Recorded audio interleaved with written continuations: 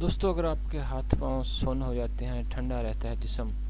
اس کی کیا وجوہات ہیں اور اس کو کیسے کور کیا جا سکتا ہے؟ صرف 2 منٹ کی بات ہے، آپ ضرور سنیں، انشاءاللہ آپ کو زبردست 2 نسخے بھی بتاؤں گا اور آپ کا یہ مسئلہ بھی حل ہو جائے گا۔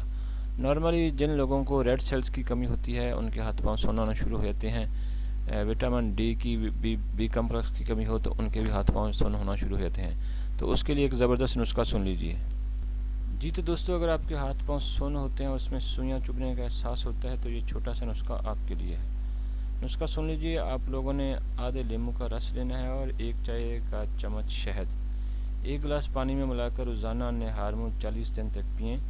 ہاتھ پاؤں کا سن ہونا ختم ہو جائے گا اور اس کے ساتھ ساتھ خون کے بہاؤ میں بہتری آئے گی، جس سے آپ چست نظر آئیں گے اور ہاتھ پاؤں ٹھنڈے ہونا بند ہو جائیں گے۔ یہ تو دوستو ایک دیسی نسخہ ہے، اب ایک اور نسخہ سن لیجئے جو بہت زیادہ افیکٹو ہے، کیونکہ یہ تو ایک نیچرل پروسیس ہے جس میں آپ ٹھیک ہو جائیں گے کہ یہ غذا کی غذا ہے اور علاج کا علاج، اس میں کوئی سائیڈ ایفیکٹ بھی اس کا نہیں ہے۔ تو دوسرا نسخہ سن لیجئے۔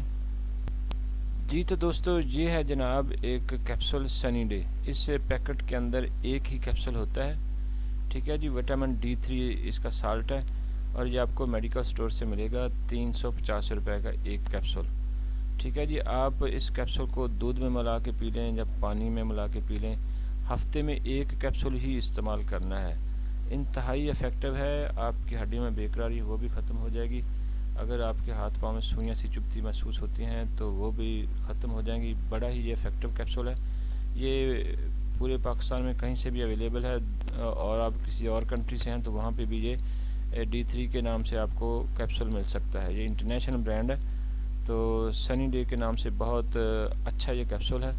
تو اس کا استعمال بھی آپ کے ہاتھ پاؤں کے سن ہونے کے مسئلے کو حل کر دے گا۔ دوستو اگر یہ ویڈیو آپ کو اچھا لگے تو پھر ہمارے چینل کو سبسکرائب کیجیے۔ اللہ حافظ۔